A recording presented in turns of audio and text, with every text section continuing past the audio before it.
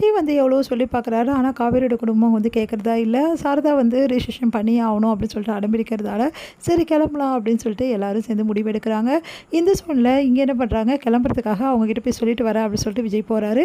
2 மணி நேரம் நாங்கள் எல்லோரும் வெளியே போகிறோம். நீங்கள் இங்கே இருக்கிறதும் போகிறதும் உங்கள் இஷ்டம் அப்படின்ற மாதிரி சொல்கிறாரு. அதை கேட்டுட்டு வந்து எங்கே போகிறீங்க, நல்லாவே தெரியும்.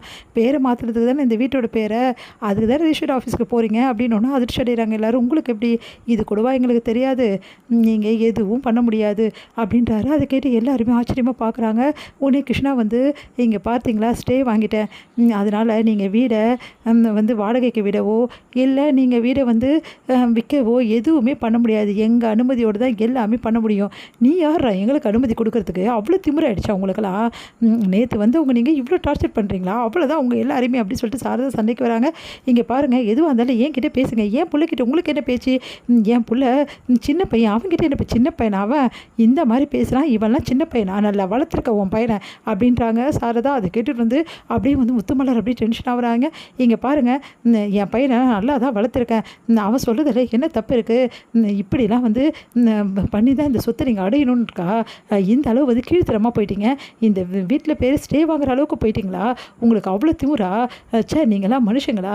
இந்த மாதிரி வந்து வீட்டை பிடுங்க பார்க்குறீங்க அப்படின்னு சொல்லிட்டு சாரதா சாமையாக டென்ஷனாகி பயங்கரமாக கத்துறாங்க. இவங்க கத்த வந்து அதுக்கப்புறம் சாரதாவும் கத்த பெரிய பிரச்சனை ஆகிடுது. அதுக்கப்புறம் விஜய் போய் எல்லாரும் சமாதானப்படுத்துறாரு. கொஞ்சம் அமைதியாக இருங்க அத்தை, சொன்னால் கேளுங்க அப்படின்னு சொல்லிட்டு. நீங்கள் வந்து காவேரி செம்ம டென்ஷன் ஆகிருக்காங்க. இவங்க எப்படி வந்து வீடை வந்து ஸ்டேலாம் வாங்க முடியும், அதுக்கெல்லாம் ரொம்ப ஃபார்மாலிட்டிஸ் இருக்குது இல்லைங்க அப்படின்னோடனே, ஆமாம் காவேரி, அதுக்கெல்லாம் முன்னாடியே அப்ளை பண்ணணும், நிறைய வேலை இருக்குது, அது எப்படிங்க பண்ண முடியும்? இவங்க இப்போ தான் வீடு விற்கிறோன்னு சொல்லிட்டு இப்போ தான் வந்திருக்காங்க. அப்போது திடீர்னு வந்து எப்படி ஸ்டேவெல்லாம் இவங்க வாங்க முடியும்? வரும்போது ஸ்டேவோடு தான் வந்திருக்கா. அதுக்கப்புறம் அந்த பையன் வெளியே கூட போகல, யாருமே வெளியே போகல, ஏதோ நடந்திருக்குங்க. இதுக்கு முன்னாடியே ஏதோ பிளான் பண்ணி தான் இவங்க எல்லாத்தையும் பண்ணுற மாதிரி எனக்கு தோணுது. இதுக்கு பின்னாடி கண்டிப்பாக அந்த பசுபதி தாங்க இருக்கணும். இப்போவே அவனை 2ல் 1 பார்த்துட்டு வரேன். நான் விடவே மாட்டேன் அந்த பசுபதியை. அந்த பசுபதி எங்கள் குடும்பத்தை அழிக்கணும்னு இங்கே கங்கனை கட்டின்னு இருக்கான். அவன் தான் இந்த வேலையெல்லாம் பண்ணியிருப்பான். எனக்கு நல்லா தோணுது, அந்த பசுபதி தான் இவங்களை தூண்டி விட்டு இந்த மாதிரி வேலையை பண்ணி வச்சுருக்கான். சொல்ல முடியாது, அந்த பசுபதி சொல்லி தான் இவங்க வந்தாலும் வந்திருக்கலாம். ஒரு வேளை பசுபதி ஏற்பாடு பண்ண ஆளுங்களாக கூட இவங்க இருக்கலாம். எனக்கு என்னமோ இவங்க மேலே சந்தேகமாக தான் இருக்குது. கொஞ்ச நேரம் முன்னாடி வரைக்கும் இவங்க மேலே சந்தேகமே எனக்கு வரல. சரி, இவங்க உண்மையிலே எங்கள் அப்பாவோட ஃபேமிலியாக தான் இருப்பாங்கன்னு நினச்சேன். ஆனால் இப்போ எப்படி இந்த மாதிரிலாம் வாங்க முடிஞ்சது அவங்களால?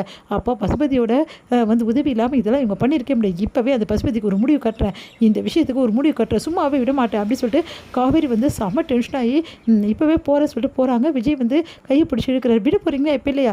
இப்போவே அந்த பசுபதி என்னென்ன கேட்டுட்டு வரேன், அவன் எவ்வளோ தைரியமாக இருந்தால் எங்கள் வீட்டுக்கு எதிராக இந்த மாதிரி வேலையெல்லாம் பண்ணுவான், இவங்கள கூட நடிக்க வைக்க அவன் தான் அமைச்சிருக்கணும், எனக்கு நல்லா தெரிஞ்சு போச்சு அப்படின்னு சொல்லிட்டு காவேரி தாம் தாம்னு குதிக்கிறாங்க. உடனே விஜய் வந்து காவேரி ஒரு நிமிஷம் நில்லு காவேரி, அந்த பசுபதியெல்லாம் இவங்களை அனுப்பலை காவேரி, நீங்கள் எதை வச்சு சொல்கிறீங்க பசுபதி அனுப்பலைன்னு சொல்லிட்டு? எந்த காரணமும் இல்லாமல் பசுபதி அனுப்பலைன்னு எப்படி சொல்வீங்கன்னு? காவேரி உங்கள் அப்பாவோட ஃபேமிலி தான் காவேரி, எப்படி சொல்கிறீங்க? ஏன்னா இந்த விஷயத்த சொன்னதே உங்கள் மாமா தான். என்ன சொல்கிறீங்க அப்படின்னு? ஆமாம் காவேரி, இந்த விஷயம் உங்கள் மாமாவுக்கு முன்னாடியே தெரிஞ்சிருக்கு. உங்கள் அப்பா உங்கள் மாமா கிட்டே எப்போவோ சொல்லிட்டு இருக்காரு, அவங்களுக்கு ஒரு ஃபேமிலி இருக்கிறதும் அவங்களோட ஃபோட்டோஸ் எல்லாம் காமிச்சிருக்காரு.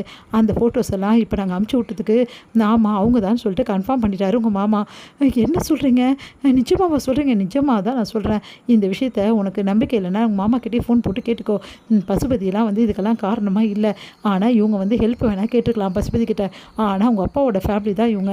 அதனால் இப்போ எதுவும் பண்ண முடியாது காவேரி, நான் சொல்கிறத கேளு. இந்த பிரச்சனையே வேணாம், நம்ம ஊருக்கு போகலாம் காவேரி, எதுவாக இருந்தாலும் ஊரில் போய் பார்த்துக்கலாம், புரியுதா? இதை அவங்க அம்மா கிட்ட சொல்லி முதல்ல எல்லாரையும் கிளம்ப சொல்லு அப்படின்றாரு. அதை கேட்டு காவேரி பயங்கரமாக அதிர்ச்சி, மாமாவை இப்படி பண்ணுது அப்படின்னு சொல்லிட்டு